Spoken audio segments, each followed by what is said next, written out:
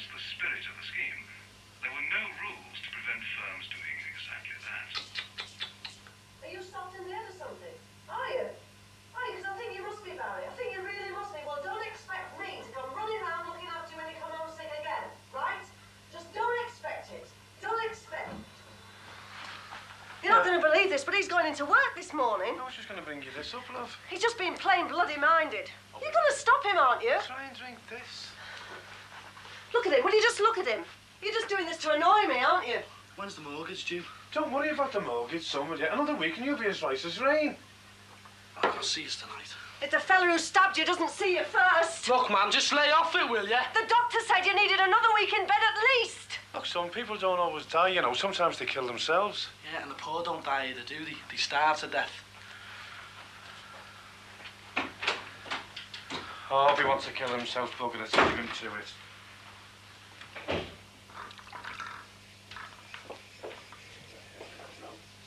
Oh, leave the dishes. I'll do them later. I can't wait to get into work either. The shop floor will sound like a chorus of Hebrew slaves. Well, Barry's got the week off to a good start, hasn't he? Knowing my luck, it can only get worse. Well, I'm off.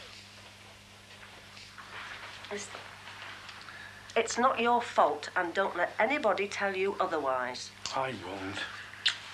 You're a shop steward, you know, not the local magician. I'll try and remember that.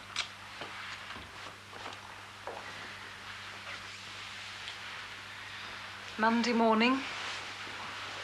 Back in the old routine. May not be the same old routine. May not be morning Derek, morning Roger. It might even be Mr. and Sir. Oh, you'll manage. Don't have much choice, do I? God, what a Christmas. A wife proposition by my boss. A burglar alarm vandalised on that blooming shed. What a way to start the new year. I'll go and put the light out. House of Commons? It's like a playground. Schoolboys playing political conkers. They need to get out into the real world where they have to flex muscles and throw punches. Sound full of fighting spirit? Yes, I am. Give me a hand at the table, will you? Nervous? Not at all. The old adrenaline's in full flow. Well, it's a long time since you've been to an interview. Oh, no, it isn't. Must be 10 years at least. Since I was interviewed, yes. But I've conducted interviews on numerous occasions. I'm used to the other side of the desk, that's true. But that's no problem. In fact, it's probably an advantage. I know the questions they'll ask and the answers they want. The only problem is, am I too old? Make that your first question. I intend to. I must say, Paul, you really look the part. Good. Well, better get moving. For luck. Haven't smudged my collar, have you? Don't worry. You look fine.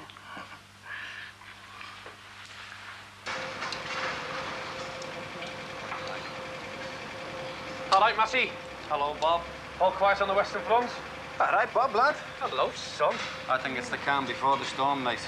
There's a rumour going round, Bobby, that you've been offered a seat on the CBI. Any comment? Yeah. I think it's fair to say at this moment in time I've accepted the seat of the Confederation of British Industries, and I shall probably place it somewhere near the television set in my Brookside residence. You're going to get worse than that, you know. I have. Oh, aye. Go on. Well, only what you'd expect. Oh, totally unreasonable things. Like if we've been out 6 weeks, lost 600 quid, what are we doing going back no better off, Bob? Pass. And another thing, you're going to be in for another slinging match as well. Who will? The other crowd, have you seen how they've allocated the shift overtime? Not yet, mate. You better go and take a look. See you after, eh? Yeah, see you. Oh, and Bobby, don't forget your armoured car, lad. Egg, mind where you're dropping your crumbs, will ya? It's easy to see you never tidy up round here. Neither do you. Who made the toast? Yeah, who woke me up saying the breathing toast made?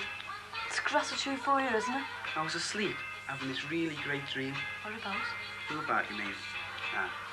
I think I was about to score. Then again, might have been about what it was like to get a real Christmas present. Oh, come off it, Dave. Come off what? That anorak you got. It's lovely. I mean, it'll keep you really warm when you're bunking off school, won't it? Must have cost more than all of mine put together. I mean, what did I get? A bottle of perfume and a blouse. They're letting you go on holiday, aren't they? Except for Defo, yes. They will. Even if they do.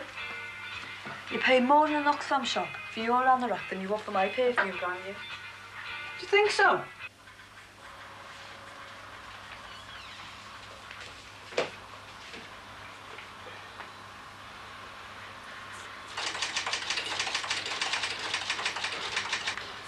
Mr. Collins.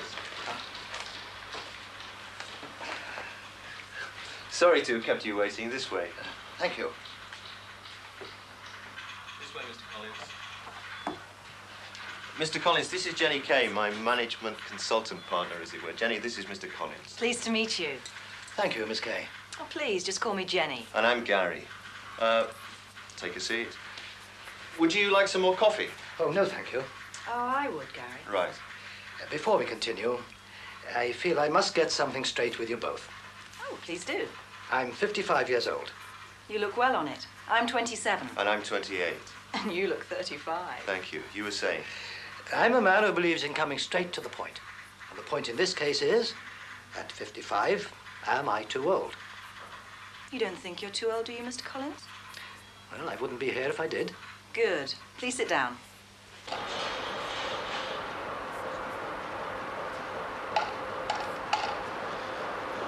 It's a bit early for your dinner hour, isn't it? Yeah, we're later still though for our tea break, aren't we? Conveyor belt's knackered. Why, what's up with it? Old age. I told him it was going to break down. He wouldn't listen to me. How's your Barry? He's on the mend. The team's been winning without him, you know. Yeah, you win a lot more easy with him though, don't you? Aye, that's if he's recovered before the end of the season, like. He started back to work today, lad. Did he? Didn't you say he was going mountain climbing or something over the weekend, Bobby? Yeah. Who with? A mate of his. Oh, yeah. What's his name? I don't know.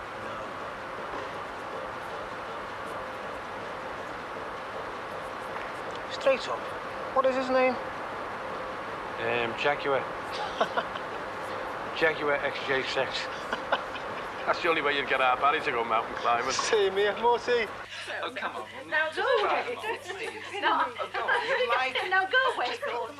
I mean, a bit of heavy metal won't perforate your eardrums, I promise. Well, why can't I listen normally? Well, it's not the same. You see, there's bits of music that vibrate across the leads from ear to ear. Look, it's true, actually, Mum. The bass actually goes into your head. You can hear it. Go on, you like it, really? What? You like it, really? I can't hear. Right, come on.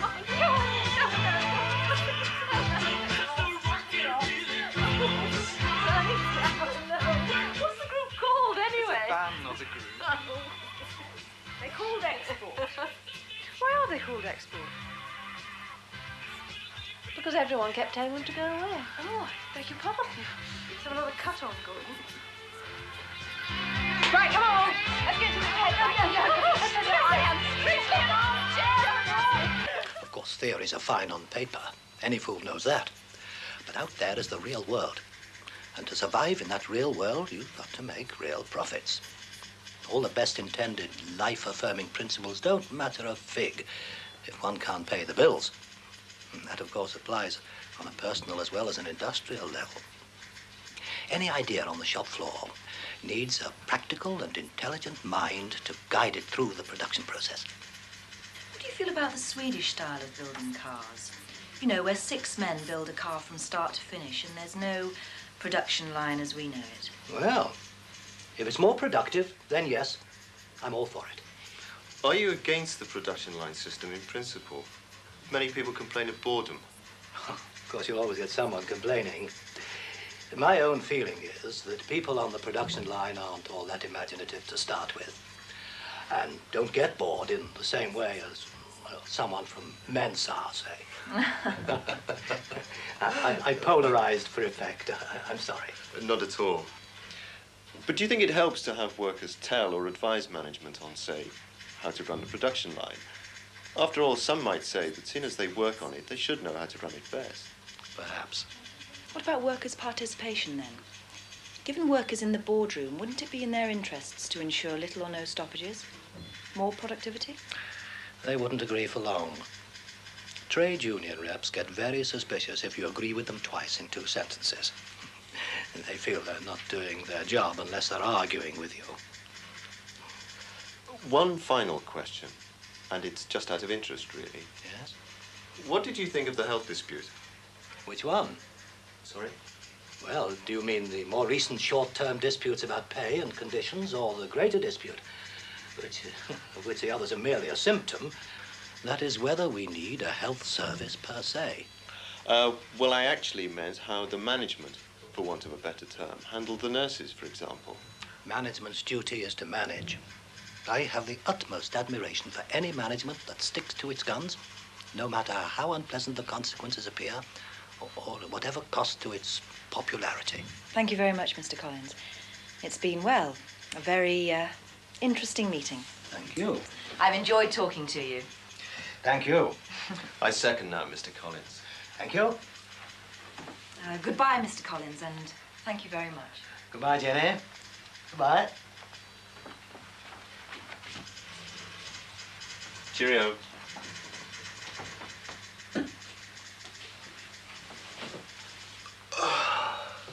Five minutes with him and it'd have the whole factory out. 55 going on 106. Who's next? Thank you very much. See you again.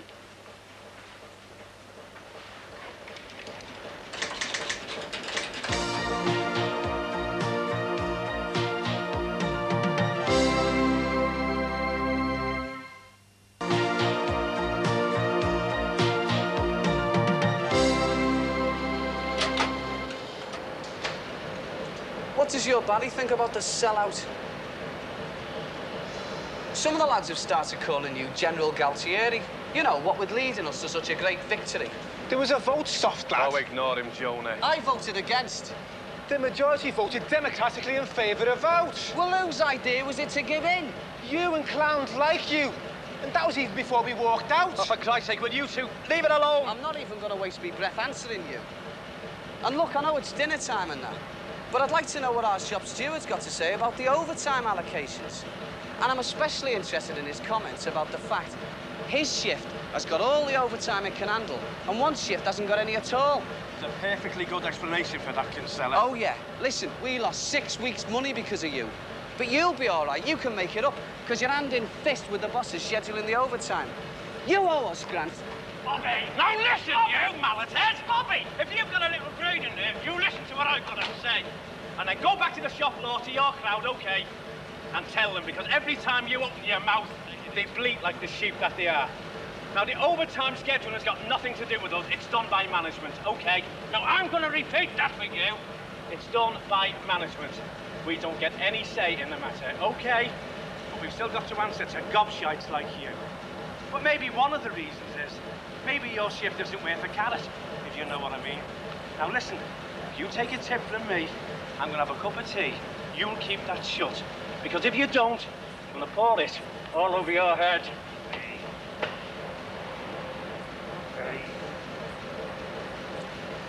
Just get us a cup of tea, will you, Matty?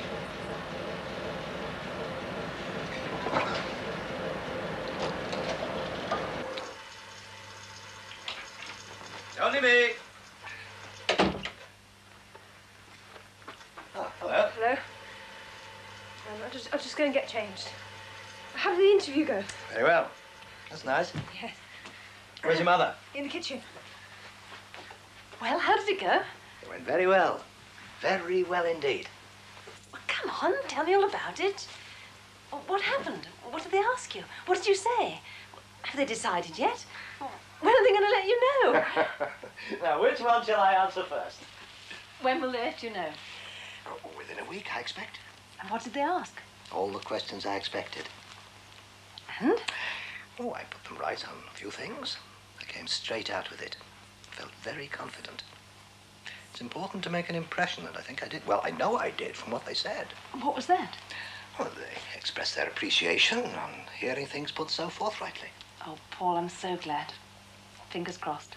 Yes. Certainly gave them something to think about.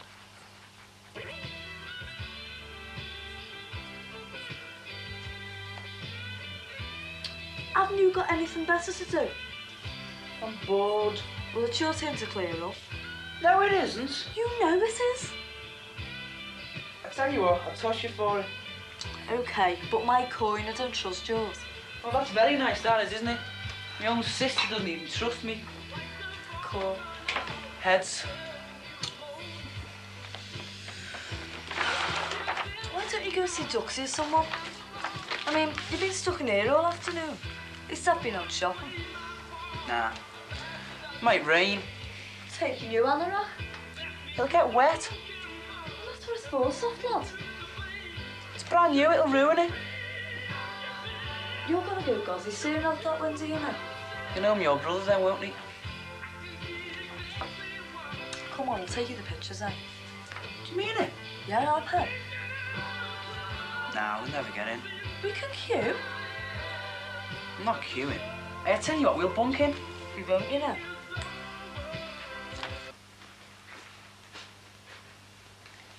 Coffee, oh master.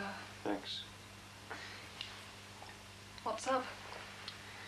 Only good thing about having our mail delivered late, the bad news doesn't spoil your day. Bank statement? Disaster statement. Nonsense. Certainly is the way you go through money. Hey, take it easy. Remember which slave made the coffee? And who made tea this morning? Well, aren't you going to tell me? I mean, you've been bursting to all the way from the station, haven't you? Tell you what.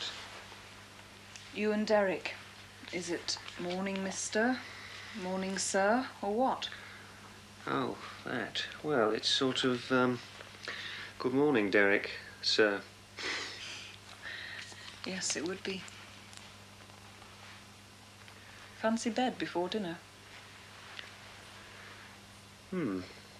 Okay. Upstairs or down here? Upstairs. Duvet's warmer. I'll put the dinner on the timer, shall I? You don't know how long I'm going to keep you. I know my limits. Ooh, you're so romantic, Ron. I'm just thinking ahead. And it'll be all ready for us then, won't it? Okay, you do that. I'll go upstairs and then I'll be all ready for you when you come up. This fella in the shop today, he was saying you've all lost touch with management. Anything could happen. That's just the trouble, isn't it? There's nothing happening at the moment. Everyone's playing a waiting game. That's what he said. Only he said he was tired of waiting. He was itching to start a bit of action of his own. Yeah, well, he wants to be careful of what he's saying. Management's trying to get rid of the militants first. What's his name? Granger. Stephen Granger. Mind you, management won't consult us about anything, will they? Mind you, they're not going to broadcast the fact that they're getting shut of the militants. They're going to try and keep that quiet. Well, this Granger bloke said that the unions were as much to blame as management. Oh, don't give me all that nonsense again. I've heard it all before. Why, what's happened? Nothing, I just lost my temper in work, that's all. Do us a favour, Sheila, love, don't ask me about it. I'm only telling you what this bloke said. Go on. Well, he said it's got nothing to do with better quality or greater efficiency. Well, what has it got to do with? Well, according to him, now let me get this right. He said, what's the good of economic power if nobody wants to buy his stuff? Why make bombs when you can make kidney machines? That's what he said. Because this government's not interested in putting people together, is it? It's got more to gain from people tearing themselves apart. I know that, love. But I found it very hard to argue with the bloke when he says that every time a compromise is reached in ACAS, another 200 gets sent off down the road. And he's right, isn't he? So what's the alternative to 200 redundancies? Close the factory down? Look, love, you're the one who's always saying management doesn't consult you enough. Right. Well, this bloke said, why don't you form a workers' co-op? Oh, not that again, Sheila. I've heard it all before. Lucas's did it. Lucas's did it. No one was buying their batteries, so they started making kidney machines, and they're still going strong. Well, why don't you and the lads do it? Become your own bosses, your own management. Sheila, I'd love to make kidney machines. But who'd you sell them to? The National Health Service? Well, haven't you read the papers about the cuts? They're getting it left, right and centre. They're closing hospitals every day, love. Soon we'll have no National Health Service. And then who do you sell your machines to? And where'd you go from there? I don't know. You know more about it than I do. No, look, Sheila, I take his point. I agree with a lot of what he says. Anyway, let's forget it. Where's the kids? Left a note. Gone to the pictures. Didn't invite us, did they? Well, maybe they thought we wanted to be alone. You know, watch the telly in private. The woman, you see, well, she was a sort of cross between Incredible Hulk and Batwoman. Knew it all. Knew it all. Well, they started on me. They were going to put me to my place. No way, no way. Thank God I've got a bit of experience in this life. Soon put them in their place. Anyway, it was wonderful. Went absolutely. Listen, let's celebrate, huh? All four of us together. Yeah, it's ages since we've all been out together. Let's all get dressed up, paint the town something. Yes. Come on. I'm sorry, but I arranged to see Jonathan tonight. Oh. Well, it doesn't stop you going, does it? No, we three can go out. Okay. Well, I'm not really that hungry. Oh, come on, Gordon. You're always hungry. Don't give me that. Come on, all over. Well, it's just that there's a special showing of Flash Gordon on tonight. And, Oh, dear. You know. Well, obviously we can't compete against Jonathan and Flash Gordon, so looks as though we'll have to... Go on your own. Huh? Oh, why not? You are married, for God's sake. Oh, I mean it, Dad. I'm genuinely pleased about your interview. Go on, take Mum out and celebrate. Do you ever get the feeling they're trying to get rid of us, darling? And this time they've succeeded. It's been a good day today.